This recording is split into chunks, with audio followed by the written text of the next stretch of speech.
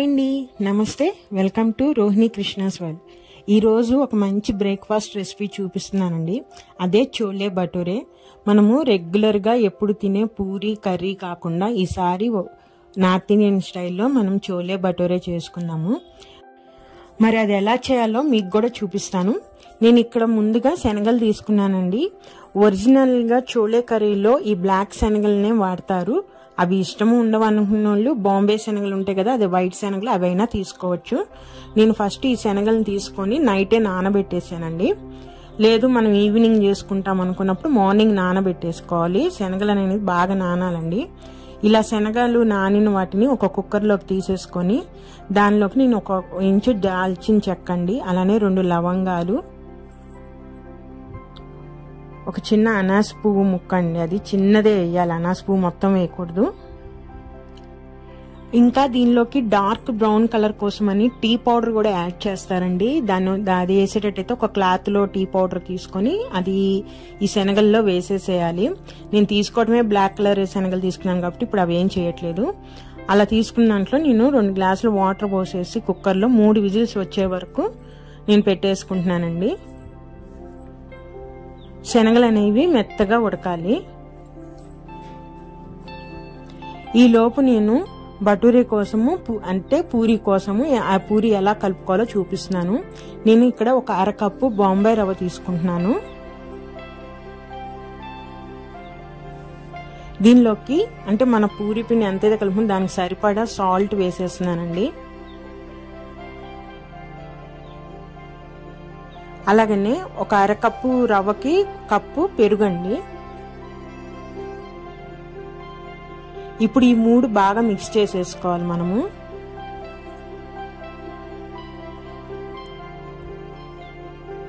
ఒక పేస్ట్ లాగా చేసేసుకొని ఇప్పుడు మనం ఎంతైతే ఈ పెరుగు రవ్వ మిశ్రమం ఉందో ఆ దాంట్లోకి సరిపోయేంత మైదా పిండి తీసుకోవాలండి. గోధుమ పిండితో చేయరు ఈ భటూరే అనేది, మైదా పిండే యూజ్ చేయాలి. కాబట్టి ఇలాంటి రెసిపీస్ అనేది ఎప్పుడన్నా ఒక్కసారి చేసుకుంటే హెల్త్కి బాగుంటుంది. రెగ్యులర్గా చేసుకోకూడదు, మైదా పిండి యూజ్ చేస్తున్నాం కాబట్టి. గోధుమ పిండితో కూడా చేయొచ్చు కానీ మళ్ళీ దాని టేస్ట్ మారిపోతుంది పూరి అనేది, అందుకని మైదా పిండే యూజ్ చేయాలి. ఇప్పుడు ఆ రవ్వ పెరుగు మిశ్రమంలో దానికి ఎంతైతే పడుతుందో అంత మనము మైదా పిండి వేసుకోండి. ఇక్కడ నాకైతే ఆ పెద్ద కప్ అంతా పట్టింది. అలానే ఒక 1/2 స్పూన్ అనేది బేకింగ్ సోడా ఉంటుంది కదా, అది కూడా వేసుకోవాలండి. ఇప్పుడు ఇవన్నీ పిండి అదంతా మొత్తం కలుపుకొని మనం పూరి పిండి ఎలా అయితే ఉండిద్దో ఆ విధంగా మనం కలుపుకోవాలి.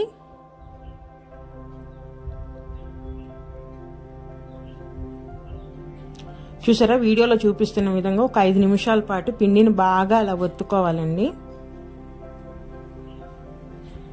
సాఫ్ట్గా ఉండాలి పూరి పిండి అనేది. చూసారా, అంత సాఫ్ట్గా ఉన్నా చేతికి ఏం అంటుకోవట్లేదు కదా, ఆ విధంగా కలుపుకోవాలి. ఇప్పుడు దీన్ని మూత పెట్టేసి మనము ఒక 10 నిమిషాలు నాననిద్దాము. ఈలోపు కర్రీ ప్రిపేర్ చేద్దామండి. శనగలు 3 విజిల్స్ వచ్చినాయి. మొత్తము ఆవిరంతా పోయే వరకు వెయిట్ చేసేసి నేను లిడ్ ఓపెన్ చేస్తున్నాను.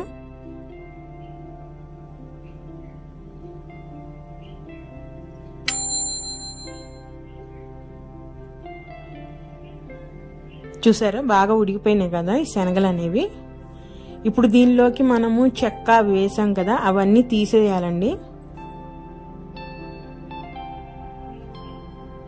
జస్ట్ ఆ ఫ్లేవర్ అనేది శనగలకి రావాలి అంతే. అందుకని మనం ఇప్పుడు అవి తీసేసి పక్కన పడేయాలి, చెక్క లవంగాలు అనేది. వీటిని ఒక క్లాత్లో కూడా కట్టేసి వేయచ్చు. నా దగ్గర ప్రస్తుతం క్లాత్ లేదు కాబట్టి నేను డైరెక్ట్గా వేసాను. ఇప్పుడు ఈ చోలే మసాలాకి ఒక మసాలా పౌడర్ కావాలండి ఈ కర్రీ కోసం. అది ఎలా చేయాలో నేను చూపిస్తున్నాను. ఇక్కడ 2 స్పూన్ల ధనియాలు, 1 స్పూను సోంఫ్ అండి, అలానే 1 స్పూను జీలకర్ర, 4 లవంగాలు, 1 యాలుక్కాయి, అనాస పువ్వు చిన్న రెబ్బండి, అలానే దాల్చిన చెక్క, ఇవన్నీ తీసుకొని మనము డ్రై రోస్ట్ చేసుకోవాలి.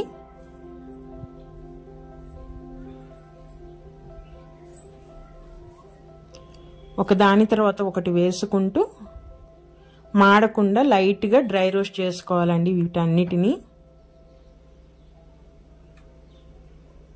ఇది హోమ్ మేడ్ మసాలా అండి. మనకి రెడీమేడ్గా కూడా చోలే మసాలా అనేది దొరుకుతుంది. కాకపోతే మనం ఎప్పుడో ఒక్కసారి చేస్తాం కాబట్టి ఒకసారి యూజ్ చేసి మసాలా పక్కన పెట్టినప్పుడు మళ్ళీ ఎప్పుడైనా చేసినప్పుడు ఆ ఫ్లేవర్ ఉండదండి, మనం ఓపెన్ చేస్తాం కాబట్టి. అలా కాకుండా ఇట్లా హోమ్ మేడ్ మసాలా అయితే అప్పటికప్పుడు వేస్తాం కాబట్టి ఫ్రెష్గా బాగుంటుంది మసాలా అనేది. ఇప్పుడు అవి ఎప్పుడైతే వేగినాయో దాంట్లోకి మన కారానికి తగ్గట్టు ఎండుమిర్చి అండి, ఇవి ఎండుమిర్చి కూడా వేసి వేయించాలి.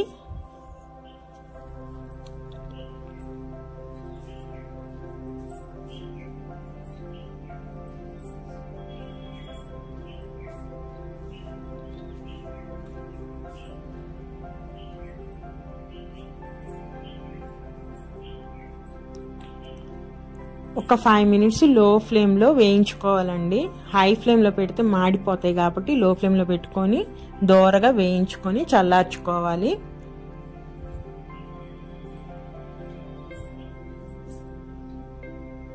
నేను వీటన్నిటిని వేరే ప్లేట్లోకి తీసేసుకుంటున్నానండి, చల్లారిపోతాయి.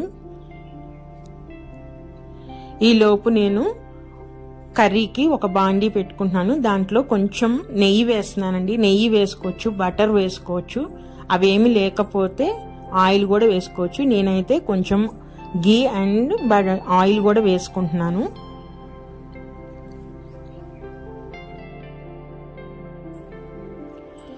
మనకి ఆయిల్ కొంచెం హీట్ అవగానే ఫస్ట్ ఇది బిర్యానీ ఆకు అండి, ఇవి 2 వేసుకుంటున్నాను.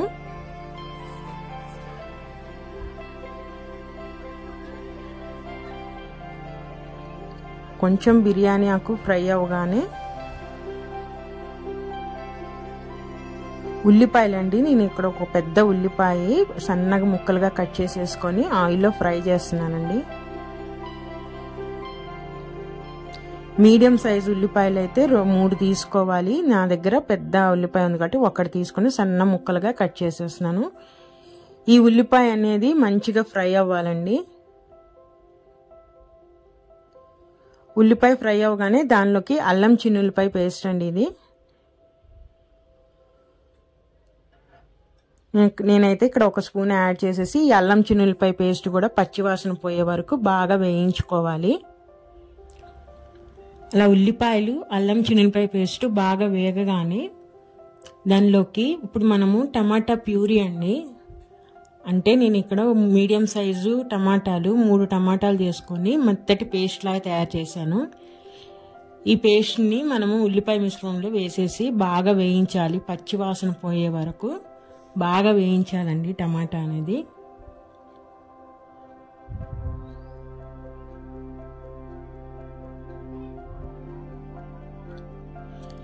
మూత పెట్టేద్దాం. మూత పెట్టేసి మీడియం ఫ్లేమ్లో పెట్టేస్తే 5 నిమిషాల్లో పచ్చివాసన పోయింది. ఈ లోపు మనం మసాలా వేసుకున్నామండి. ఇందాక అన్ని వేయించుకొని చల్లార్చాం కదా, ఇప్పుడు దానిలోకి మిక్సీ జార్లో తీసుకుని దానిలోకి నేను 1 స్పూను మిరియాల పొడి అండి, ఇది మీ దగ్గర డైరెక్ట్గా మిరియాలు ఉంటే ఇందాక వేయించేటప్పుడే మసాలా దాంట్లోకి 1 స్పూన్ మిరియాలు వేసి వేయించేసుకోవచ్చు. నా దగ్గర పౌడర్ ఉంది కాబట్టి ఇప్పుడు వేస్తున్నాను. ఇప్పుడు వేసి దాన్ని ఈ విధంగా వీడియోలో చూపిస్తున్న విధంగా పౌడర్ చేసుకోవాలి. ఇలా రెడీ చేసుకున్న పౌడర్ని మనకు కావాల్సినంత వాడుకొని ఫ్రిడ్జ్లో పెట్టుకుంటే మనకు ఇంకొక 15 రోజుల వరకు ఆ ఫ్లేవర్ పోదండి, అంతే ఫ్రెష్గా ఉంటుంది.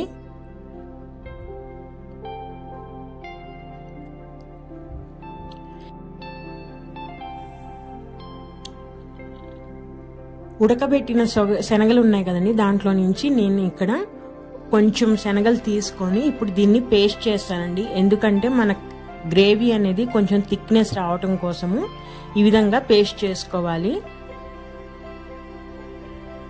మెత్తటి పేస్ట్ కాకపోయినా కొంచెం కచ్చా పచ్చగైనా వీడియోలో చూపిస్తున్న విధంగా ఆ విధంగా కొన్ని వరకు శనగలు పేస్ట్ చేసుకొని రెడీగా పెట్టుకోవాలి.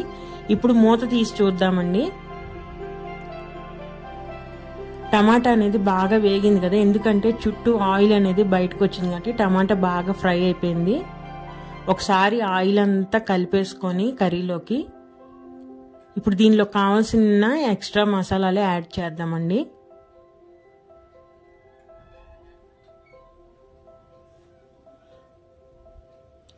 నేను ఇక్కడ కొంచెం పసుపు వేసుకుంటున్నాను, అలానే కర్రీకి సరిపడా సాల్ట్ కూడా ఇప్పుడు వేసేసుకోవాలి మనము.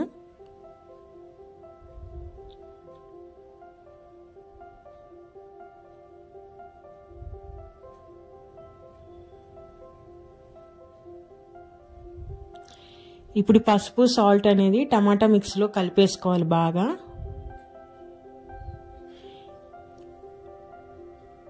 ఇంకా ఎటువంటి మసాలాలు కానీ ఇంకేమీ యాడ్ చేయని అవసరం లేదండి మనము. ఇప్పుడు మీ ఉడకబెట్టిన శనగలు ఉన్నాయి కదా, అవన్నీ వాటర్తో సహా మొత్తం దీంట్లో పోసేసుకోవాలి. ఆ వాటర్లో మనము చెక్క లవంగా వేసిన ఆ ఫ్లేవర్ ఉన్నది కదా, వాటర్ తీసేస్తే ఆ ఫ్లేవర్ అంతా పోతుంది. సో మనం వాటర్తో సహా మొత్తము ఆ గ్రేవీలోకి వేసేయాలండి.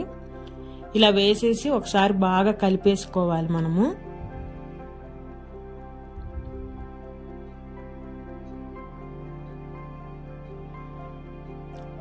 ఇప్పుడు మూత పెట్టేసి మనము ఒక 5 నిమిషాల పాటు మగ్గిద్దామండి, మీడియం ఫ్లేమ్లో పెట్టుకుని. ఎందుకంటే ఈ శనగలకి ఆ టమాటా ఫ్లేవర్ అదంతా పడుతుంది. ఇప్పుడు ఒకసారి మూత తీసేసి ఒకసారి కలుపుకుందాం మొత్తము. ఇప్పుడు మనం ఇందాక శనగలు కొంచెం పేస్ట్ చేసుకున్నాం కదా, ఆ పేస్ట్ మొత్తం వేసేసేయాలండి. దీనివల్ల ఏమవుతుంటే కర్రీ అనేది కొంచెం థిక్గా వస్తుంది మనకి. అలానే మసాలా అండి, మనం మసాలా పౌడర్ తయారు చేసుకున్నాం కదా, ఆ పౌడర్ మొత్తం వేసేస్తున్నాను నేను దీంట్లో.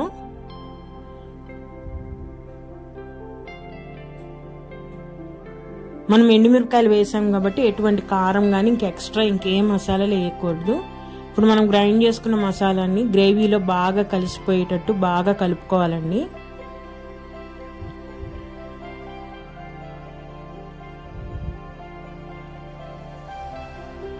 బాగా మిక్స్ చేసేసుకొని, కర్రీ కనుక మరీ థిక్గా ఉంటే కొంచెం వాటర్ కూడా పోసుకోవాలండి. ఇప్పుడు మనము ఈ విధంగా వాటర్ పోసేసుకొని ఒకసారి కలిపేసేసి మళ్ళీ మనం మూత పెట్టేసుకొని మీడియం ఫ్లేమ్లో ఖచ్చితంగా 5 మినిట్స్ మళ్ళీ మనం ఉడికించాలి.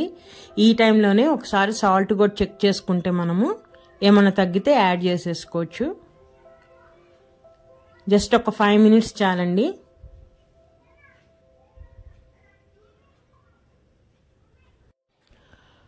మధ్యలో ఒక్కసారి మనము కర్రీ కలుపుకోవాలండి, ఎందుకంటే శనగల పేస్ట్ వేసాం కాబట్టి అడుగును పట్టే ఇది ఉంది. అందుకని ఒక్కసారి గ్రేవీ కలుపుకుందాము. అలా ఒకసారి కలిపేసేసుకొని మూత పెట్టేసుకొని ఇంకొక 2 మినిట్స్ మనము మగ్గించుకోవాలి. చూసారా, చుట్టూరు ఆయిల్ అనేది పైకి తేలింది కదా, కర్రీ అనేది కరెక్ట్గా కుక్ అయిపోయిందండి. చూసారా, మన చోలే కర్రీ రెడీ. ఇంకా మనము స్టవ్ ఆఫ్ చేసేసి మనం కర్రీ పక్కన పెట్టేసుకొని బటూరే ప్రిపేర్ చేసుకుందాము.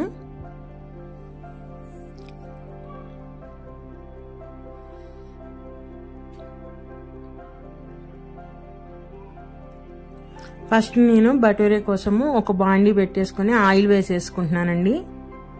ఇది డీప్ ఫ్రై కాబట్టి కొంచెం ఆయిల్ ఎక్కువగానే పడుతుంది. ఇందాక మనం కలుపుకున్న పూరీ పిండి నుంచి చిన్న చిన్న ఉండలు తీసుకొని ఈ విధంగా రౌండ్గా ఒత్తుకోవాలండి.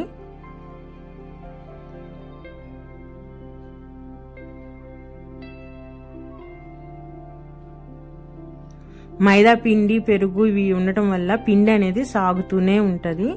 మనము వీలైనంత ఇదిగా సన్నగా చేసుకోవాలి. ఆయిల్ బాగా హీట్ ఎక్కిన తర్వాతే మనము పూరీలను వేయాలండి.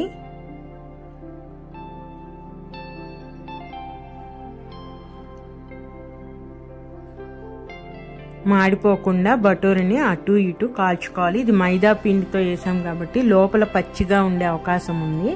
అందుకని అటు ఇటు తిప్పుకుంటూ చక్కగా కాల్చుకోవాలి బటూరే అనేది.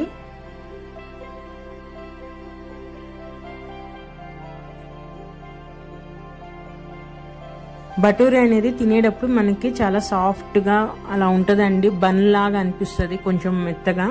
అందుకని లోపల పచ్చిదనం ఉండే అవకాశం ఉంది కాబట్టి మంచిగా బాగా ఫ్రై అయిన ఆయిల్లో మాత్రమే పూరీ వేసి అటు ఇటు మీడియం ఫ్లేమ్లో పెట్టుకొని చక్కగా కాల్చుకోవాలండి.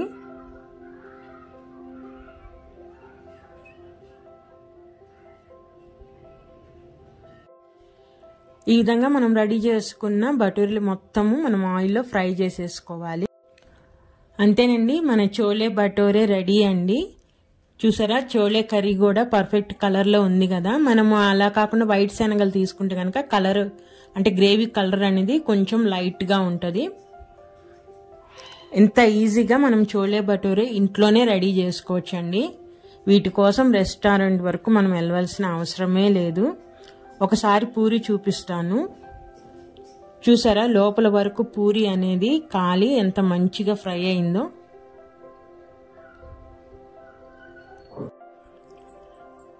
ఇలా రెడీ అయిన బటూరిని మనం చోలే కర్రీలో కనుక నంచుకొని తింటే సూపర్ టేస్ట్ ఉంటుందండి.